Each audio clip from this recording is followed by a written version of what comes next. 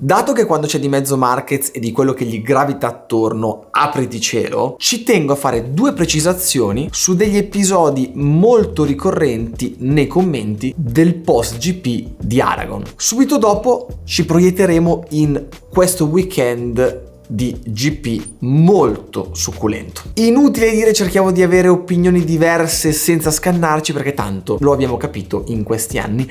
È impossibile. Dal mio punto di vista, come da quello di Zarco, che era in pista, soprattutto dopo il primo botto con Quartararo, dove Marquez non aveva particolari colpe, successivamente non è stato lucidissimo nel capire la situazione di pericolo che si stava creando. Punto secondo, il confrontare il contatto di Brad Binder a Misano, dove ne ha stesi due in maniera molto sfortunata, con tutto quello che è successo invece ad Aragon con Marquez, non ha proprio senso. Sono due robe diametralmente opposte che occorrerebbe analizzare in maniera separata, non si possono comparare dal mio punto di vista. Infine, consiglio spassionato: evitate di andare in giro a vedere altri video e poi andare sotto nei commenti a ripetere a pappagallo, come se fosse un vostro pensiero, quello che avete sentito, perché fate la figura dei babbi. E comunicazione di servizio, sembrerà strano, ma io e The Talking Helmet, nonostante fossimo in disaccordo su alcuni episodi appunto di Aragon, ci scriviamo e scambiamo opinioni come spesso succede. Quindi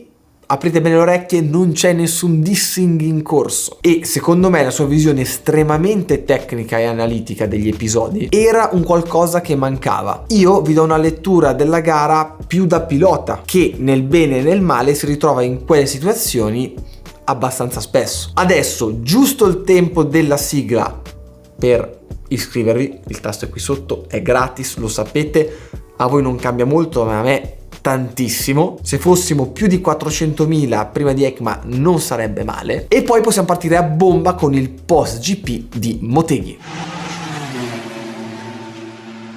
Partiamo da una costante che ormai è una legge praticamente scolpita nella pietra. Quando la MotoGP esce dall'Europa non si capisce più una beneamata mazza di niente. O meglio, potrebbe sembrare ai meno attenti, perché se ci pensiamo, ogni volta che ci sono condizioni particolari, una pista dove non si gira da tanto e pochi turni sull'asciutto, vengono sempre fuori quei piloti che guidano un po' sopra i problemi, che non necessitano della moto perfettamente a punto per performare. Guarda caso sono proprio quei piloti che in questa gara abbiamo trovato lì davanti: Binder, Oliveira, Martin, Marquez, eccetera eccetera eccetera. Invece gli altri come Pecco e Quartararo, che giustamente devono avere quella moto che gli permette di fare al 110% quello che vogliono, sono stati più in difficoltà. Lo so, Quartararo, come abbiamo visto da inizio stagione, ha una Yamaha che va indietro praticamente, però in una pista guidata come Motegi mi aspettavo molto di più, contando che in un tracciato come il Red Bull Ring si era difeso molto meglio. Questo concetto del tirare fuori la performance dalla moto è un discorso un po' complicato,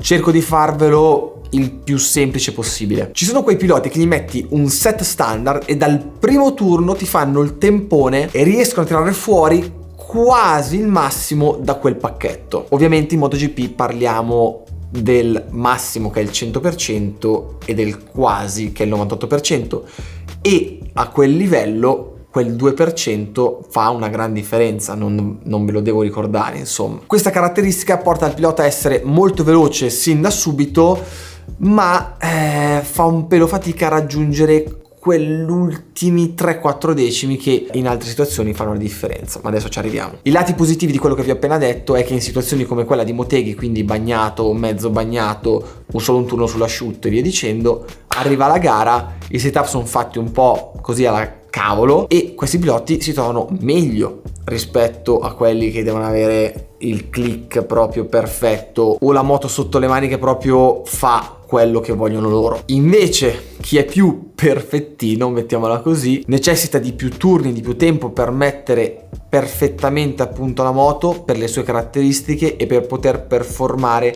al 101%. Difatti in Europa, dove abbiamo un sacco di dati, si gira ogni anno, ci sono i test come ad esempio a Jerez e via dicendo, quei piloti con quelle caratteristiche sono più spesso davanti.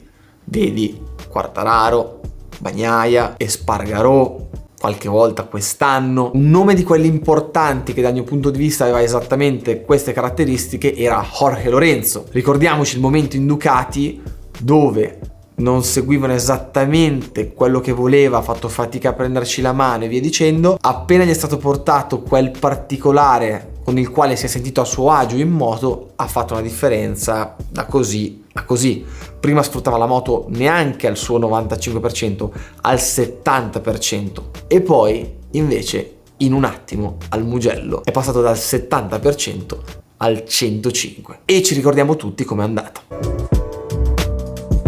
Tornando ai temi della gara, Marquez fenomenale dove il fisico conta poco, cioè nel giro secco in qualifica sul bagnato e poi in tutte le FP dove c'erano quelle condizioni miste o appunto una pioggia della Madonna, dove la guida è molto più dolce, sforzi meno braccio, spalle e via dicendo, e è tutto talento e polso destro. La cosa che mi fa preoccupare parecchio, e i più attenti lo avranno visto, è che dopo ogni turno asciutto Marquez scendeva dalla moto e faceva sempre questo gesto, si toccava la zona clavicola, spalla, braccio, dove si è appunto operato. Mi sembra di rivivere il copione di un anno fa, dove tornato dall'operazione è tutto a posto, va tutto bene, mi trovo bene in sella e via dicendo, invece stava soffrendo come un cane. Se l'operazione è andata a buon fine ed è completamente ristabilito, questi gesti di dolore e fastidio mi fanno pensare, soprattutto perché in sella non è ancora una posizione naturale, si vede lontano un miglio che compensa, come mette fuori la gamba, come si sposta con il corpo, è proprio innaturale. Eppure a fine gara dichiara che per la prima volta riesce a guidare senza problemi, senza dolore e tutto il resto. Ma ditemi anche voi cosa ne pensate. Al netto di tutto questo, la cosa divertente è che sto Cristiano con mezzo braccio e una moto che di sicuro non è la migliore del lotto è arrivato ai piedi del podio. Se questo inverno si sistema veramente con una mega riabilitazione e Honda gli dà una mano, l'anno prossimo la vedo grigia. Altro da segnalare, sì, i tecnici di Aprilia che si trasformano in un mega binotto e decidono di inserire la mappa start and stop a Espargarò, con conseguente mega casino che deve rientrare, poi l'altra moto c'ha il motore con 180.000 km, non va un cazzo. In breve la gara è andata a puttane. Miller che con la siga in bocca prende, se ne va e vince come non aveva mai vinto in tutta la sua carriera. Io sinceramente non mi ricordo un'altra volta dove Miller sull'asciutto senza condizioni particolari ha preso, ha passato la gente ed è andato via. Qui KTM se la sta godendo e Ducati secondo me dice era meglio avere un secondo pilota che qualche volta ci faceva l'exploit ma lasciava calmo il nostro cavallo di battaglia, oppure sono meglio i due galli nel pollaio che avremo l'anno prossimo. Anche lì sono curioso di sapere cosa ne pensate. E adesso ragazzi voglio dirlo e voglio prendermi gli insulti, perché sì, era un po' che me lo tenevo, ma dopo sta gara devo farlo. Ero il primo che inizio anno che non avrebbe scommesso €1 su Marini. Per il tipo di pilota che è, che ha bisogno di tempo per acclimatarsi, per prendere il ritmo e via dicendo, me lo aspettavo praticamente tutto l'anno nelle ultime 2, 3, 4 posizioni. Possiamo dire che si sta guadagnando questo posto in MotoGP? Da quando ha preso fiducia sta andando sempre in crescendo, sempre costante, e dal mio punto di vista al momento si merita molto di più lui il posto rispetto a tanti altri, e soprattutto non si merita tutto questo astio che ha addosso per essere il fratello di. Insomma, secondo me un Alex Marquez in tutti questi anni che è lì ha fatto molto ma molto peggio. Comunque bene, adesso l'ho detto, quindi dovete scegliere se sono pagato dai poteri forti della VR46 o amico degli spagnoli, perché ho fatto i complimenti sia a uno che all'altro, e quindi decidete voi. Insomma, non so bene cos'altro dirvi. Dimenticavo, mi ha fatto soffrire così tanto che l'avevo quasi rimosso: la caduta di Pecco Bagnaia. Molto semplice, chiusurina d'anteriore classica, in un momento dove si poteva portarla anche a casa senza troppi patemi d'animo, perché lì il tuo avversario ti prende un punto, se lo passi ne guadagni uno, poca roba, insomma. Erano tutti e due lì un po' nella marmaglia, secondo me era un rischio che non valeva la candela. Però si sa, hai lì davanti il tuo avversario diretto in campionato,